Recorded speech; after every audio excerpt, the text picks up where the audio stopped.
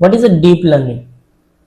ठीक है, अभी डीप लर्निंग होता ही है ये समझते हैं। ठीक है, सबसे पहले ये समझते हैं कि डीप लर्निंग एक्चुअल है क्या। ठीक है, देखिए डीप लर्निंग मशीन लर्निंग का एक एडवांस हिस्सा है, लेकिन ये थोड़ा ज़्यादा पावरफुल है क्योंकि ये न्यूरल नेटवर्क का यूज करता है। और ये न्यूरल नेटवर्क बिल्कुल हमारे अपने ब्रेन के न्यूरॉन्स की तरह काम करते हैं। ठीक है, और एक सिंपल एग्जांपल समझते हैं कि जब आप किसी इंसान को चेहरा देखते हैं, आपके दिमाग में तुरंत पहचान लेते हैं कि ये कौन है। ठीक है, पर आपने कोई कैलकुलेशन नहीं किया, आपने कोई कोई रूल्स फॉलो नहीं किए, क्योंकि दिमाग ने खुद सीख लिया है कि ये इंसान कौन है। ठीक है, डीप लर्निंग भी बिल्कुल इस तरह से काम करता है। इस स्लाइड में आप 4 इंपॉर्टेंट चीजें देख रहे हैं। पहला, लर्निंग फ्रॉम डाटा। ठीक है, ये सिस्टम से खुद सीखता है। ठीक है, जितना ज्यादा डाटा उतना बेटर परफॉर्मेंस होती है। किसकी? लर्न फ्रॉम डाटा की। दूसरा है मेक प्रिडिक्शन, ये फ्यूचर के बारे में प्रिडिक्शन कर सकता है। तीसरा है पैटर्न रिकॉग्निशन, ये डाटा में छुपे पैटर्न को ऑटोमेटिकली ढूंढ लेता है। और चौथा है ऑटोमेशन, ये डिसीजन मेकिंग को एक्यूरेट कर सकता है बिना किसी इंसान की मदद से। ये 4 चीजें डीप लर्निंग के इंपॉर्टेंट है, इन्हें याद रखें। ठीक है, ये वेरी इंपॉर्टेंट चीजें है डीप लर्निंग के। Learn from data, make prediction, pattern recognition and automation. ठीक है, अब देखते हैं न्यूरल नेटवर्क। अब एक डायग्राम देख रहे हैं आप, इसको ध्यान से समझे क्योंकि ये पूरे डीप लर्निंग का बैकबोन है। ठीक है, एक न्यूरल नेटवर्क 3 हिस्सों में बनता है। पहला हिस्सा है इनपुट लेयर, या हम अपना डाटा देते हैं। जैसे अगर हम किसी इमेज को आइडेंटिफाई करना चाहते हैं तो उस इमेज को पिक्सल से एंटर होते हैं। ठीक है, दूसरा हिस्सा है हिडन लेयर, ये सबसे इंपॉर्टेंट हिस्सा है। ये नेटवर्क डाटा को प्रोसेस करता है, पैटर्न ढूंढता है, फीचर्स एग्जैक्ट करता है। और हिडन लेयर नहीं बल्कि सारे हिडन लेयर्स को सकती है।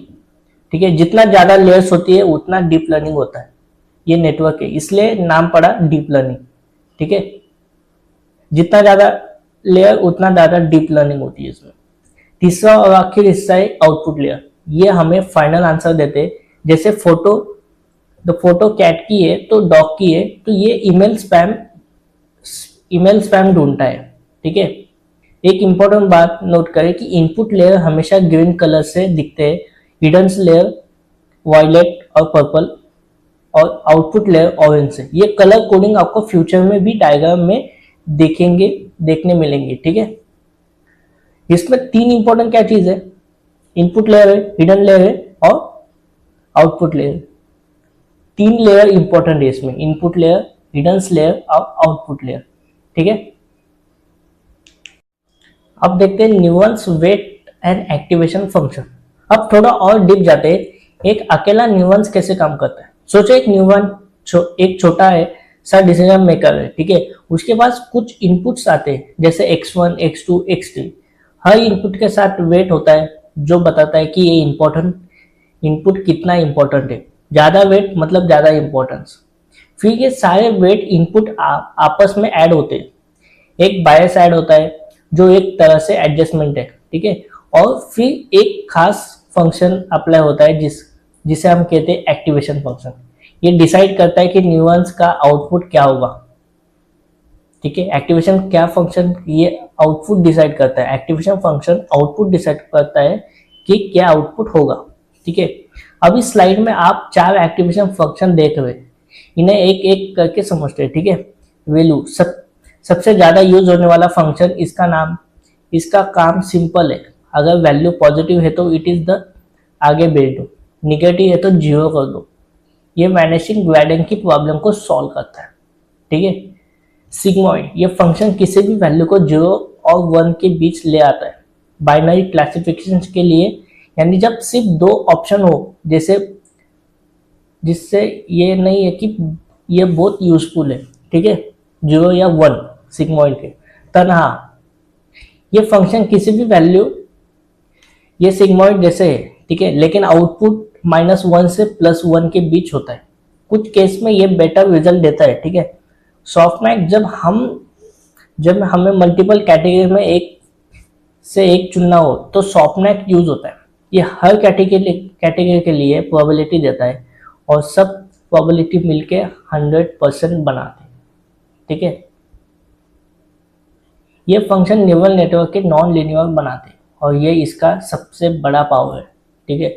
इसमें सबसे इंपॉर्टेंट क्या है पता है कि इसमें है वीलू, सिग्मॉइड, तनहा एंड सॉफ्टमैक्स। ये 4 इंपॉर्टेंट है इसमें, इसको समझ लो, ठीक है। Feed forward neural network FNN। अब देखते हैं फीड फॉरवर्ड नेटवर्क पर, जिससे शॉर्ट में FNN कहते हैं, ठीक है। इस स्लाइड में आप एक फ्लो डायग्राम देख रहे हैं, इनपुट से लेयर 1, लेयर 2 और आउटपुट तक। ये सिंपल प्रोसेस है, ठीक है। FNN में डाटा हमेशा एक ही डायरेक्शन में फ्लो करता है, आगे क्या तरफ इनपुट हिडन लेयर में, हिडन लेयर से आउटपुट में। कोई लूप नहीं, कोई बैकवर्ड नहीं, कोई कनेक्शन नहीं, बिल्कुल सीधा रास्ता, ठीक है। एक अच्छा एग्जांपल लेंगे। सोचो एक फैक्ट्री के असेंबल लाइन से एक वर्कर अपना काम करता है, ठीक है, और दूसरे को पास कर देता है। अगले वर्कर्स ने अपना काम किया और आगे भेज दिया। अंत में फाइनल प्रोडक्ट तैयार हो जाता है और FNN बिल्कुल इस तरह से काम करता है।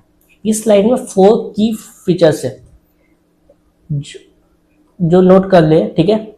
फुली कनेक्टेड मतलब इसका मतलब है कि एक लेयर का हर न्यूरॉन्स अगले लेयर के न्यूरॉन से कनेक्टेड होता है, ठीक है। फॉरवर्ड पास ओनली, डाटा हमेशा एक ही डायरेक्शन में जाता है। मल्टीपल्स लेयर, जितना ज्यादा लेयर्स उतना कॉम्प्लेक्स पैटर्न को सीखने की एबिलिटी। मल्टीपल लेयर क्यों इंपॉर्टेंट है? जितना ज्यादा लेयर्स होते हैं उतना कॉम्प्लेक्स पैटर्न को सीखने की एबिलिटी रखता है, ठीक है। Non linear learning, activation function की वजह से कॉम्प्लेक्स रियल वर्ल्ड डाटा भी समझ जाते हैं। FNN सबसे बेसिक डीप लर्निंग आर्किटेक्चर है। ये यहाँ से आगे SNN, NNN और ट्रांसफर जैसे एडवांस आर्किटेक्चर बनते हैं, ठीक है। Non linear learning, activation function की वजह से कॉम्प्लेक्स वर्ल्ड डाटा भी समझ जाते हैं, ठीक है। ये इंपॉर्टेंट है, ठीक है, इसको नोट करो। मल्टीपल लेयर, इसमें नॉन लीनियर लर्निंग है और फुल्ली कनेक्टेड है, ठीक है। एंड बैक प्रोपगेशन, ये एक बहुत इंपॉर्टेंट कंसेप्ट है, ध्यान से सुनिए। न्यूरल नेटवर्क में 2 प्रोसेस सीखते हैं, ठीक है, फॉरवर्ड पास और बैक प्रोपगेशन। फॉरवर्ड पास पहले हम डाटा नेटवर्क में डालते हैं, डाटा इनपुट लेयर से गुजरता है, हिडन लेयर से प्रोसेस होता है और आउटपुट लेयर से प्रेडिक्शन निकलती है। ये है फॉरवर्ड पास, ठीक है। समझ में आया फॉरवर्ड पास कैसा है? पहले क्या होता है, डाटा नेटवर्क में डालते हैं, डाटा इनपुट लेयर में गुजरता है, हिडन लेयर से प्रोसेस होता है और आउटपुट लेयर से प्रेडिक्शन निकलती है, ठीक है। ये प्रोसेस है फॉरवर्ड पास का। अब पहली बार में प्रेडिक्शन गलत होगी, ये बिल्कुल नॉर्मल है। जैसे एक नया स्टूडेंट पहली बार कोई भी काम करता है तो वो गलतियां करता है, ठीक है। फर्स्ट टाइम सब गलती करते हैं। अब देखते हैं अब बैक प्रोपगेशन। ये असली सीखना शुरू होता है। पहले हम कैलकुलेट करते हैं कि प्रेडिक्शन कितनी गलत थी, जिससे लॉस कहते हैं, ठीक है। फिर ये गलती उतनी डायरेक्शन में आउटपुट से वापस इनपुट की तरफ प्रोपगेट होती है। हर वेट को पता चलता है कि किस गलती में उसका कितना योगदान है, ठीक है। फिर वेट थोड़ा एडजस्ट होते हैं। ये पूरा प्रोसेस फॉरवर्ड पास फिर बैक प्रोपगेशन हजारों लाखों बार रिपीट होता है। हर इंटरैक्शन में नेटवर्क्स होता है, बेटर होता है, ज़्यादा होता है, ठीक है। एक मैथमेटिकल टूल्स जिसमें हेल्प करता है चेन रूल, जो अलाउ करता है कि हम 7 सारे लेयर्स की गलती कैलकुलेट कर सकें। समझने के लिए, जैसे आप एग्जाम देते हो, गलतियां देखते हैं और अगली बार बेटर करते हैं, ठीक है। न्यूरल नेटवर्क भी एग्जैक्टली वैसे ही काम करता है। जब हम फर्स्ट टाइम हम गलती करते हैं तो हम समझ जाते हैं कि हमने गलती क्या की, उस चीज के ऊपर हम काम करते हैं। वैसे ही न्यूरल नेटवर्क वही फॉलो करता है, ठीक है। Gradient descent and optimization. अब ये समझते हैं कि वेट को एग्जैक्टली कितना एडजस्ट करना है और कहाँ तक ग्रेडिएंट डिसेंट। ये विजुअल एग्जांपल लेते हैं। सोचो आप एक पहाड़ पर खड़े हो, ठीक है, आंखें बंद है और आपको नीचे वेलम तक पहुंचना है। तो जो भी मैक्सिमम लॉस की पॉइंट है, जब आप छोटे छोटे कदम लेते हैं तो हमेशा उस तरह से जहां जमीन नीचे की तरफ जाती है, ठीक है, धीरे धीरे आप लोएस्ट पॉइंट पर पहुंच जाते हैं और ग्रेडियंट डिसेंटली एग्जैक्ट यही करता है। इस स्लाइड में एक फॉर्मूला है जो याद रखना जरूरी है, ठीक है, W is equal to W finish the alpha time D by W. इसमें W मतलब वेट, अल्फा मतलब लर्निंग वेट और DL बाय द W मतलब ग्रेडियंट, यानी कितना स्टेप है रास्ता, ठीक है। लर्निंग वेट बहुत इंपॉर्टेंट, इस स्लाइड में एक स्पेशल बॉक्स है, ध्यान से पढ़िए। अगर लर्निंग वेट बहुत ज्यादा बड़ा हो तो नेटवर्क गलती को ओवरशॉट कर देता है और कभी सेटल नहीं होता कभी, ठीक है। अगर बहुत छोटा है तो ट्रेनिंग बहुत स्लो हो जाती है, घंटे लग सकते हैं, ठीक है। परफेक्ट लर्निंग वेट स्मूथ तरीके से मिनिमम तक पहुंचता है। अब इस स्लाइड में हम 3 ऑप्टिमाइजेशन है जो ग्रेडियंट डिसेंट को इम्प्रूव वर्जन में लेके आता है। SGD यानी स्टैटिस्टिक ग्रेडियंट डिसेंट, बेसिक और लेवल और एक सिंपल वेट अपडेट करता है, ठीक है। अदमान, ये सबसे पावरफुल ऑप्टिमाइजेशन है। RMS रूप्स और मोमेंटम दोनों का बेस्ट कॉम्बिनेशन है। जब भी कोई डाउट्स हो तो एडमान यूज कर, ठीक है। RMS रूप ये हर पैरामीटर के लिए अलग अलग लर्निंग वेट एडजस्ट करता है जो ज़्यादा इफिशिएंट है। प्रैक्टिकल काम में एडवांस से शुरुआत करें और 90% केस में अच्छे रिजल्ट मिलते हैं, ठीक है। इसको यूज करना बहुत इंपॉर्टेंट है, आप यूज कर सकते हो उसको, आई थिंक, ठीक है। Application of the deep learning, अब देखते हैं डीप लर्निंग के रियल दुनिया में कहाँ यूज होते हैं, ठीक है। कंप्यूटर वर्जन, आपके फोन का face ID, Tesla self driving cars, Instagram की फीचर्स, ये सब कंप्यूटर विजन का काम है। डीप लर्निंग इमेज और वीडियोस को समझते हैं, ठीक है, कंप्यूटर विजन का काम। नेचुरल लैंग्वेज प्रोसेसिंग यानी NLP, chat GPT, Google translate, स्वी, ये सब NLP के एग्जाम्पल है। डीप लर्निंग टेक्स्ट और लैंग्वेज को प्रोसेस करता है, ठीक है। स्पीच रिकॉग्निशन, जब आप कोई गूगल को बोलते हैं कि ये एलेक्सा से बात करते हैं तो डीप लर्निंग की आपकी आवाज को समझते हैं और टेक्स्ट में कन्वर्ट करता है, ठीक है। ये तो सबके नॉर्मल है, आपको पता ही होगा। स्पीच रिकॉग्निशन, जब आप ओके गूगल बोलते हैं तो एलेक्सा से बात करते हैं तो डीप लर्निंग आपकी आवाज को समझते हैं और टेक्स्ट में कन्वर्ट करता है, ठीक है। हेल्थ केयर, एक्सरे और MRI से कैंसर डिटेक्ट करता है। डायबिटिक्स आइडेंटिफाई करता है। डीप लर्निंग डॉक्टर की मदद कर रहे हैं, ठीक है, लाइफ सेविंग द डायग्नोसिस में। बहुत आजकल हेल्थ केयर में ज़्यादा यूज होगा इसका, बहुत ज़्यादा AI का बहुत ज़्यादा यूज होगा, ठीक है। हेल्थ केयर, एक्सरे और MRI कैंसर डिटेक्ट करता है, ठीक है, आपको तो ये पता होगा।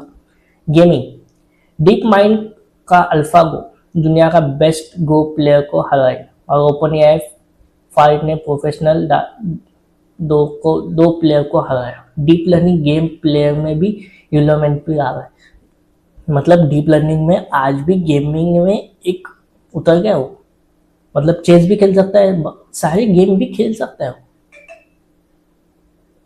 ठीक है। Automation vehicles, Tesla auto pilot से वाइमो रियल टाइम में रोड सिग्नल्स और ऑब्स्टेकल को समझना, ये सब डीप लर्निंग का काम है।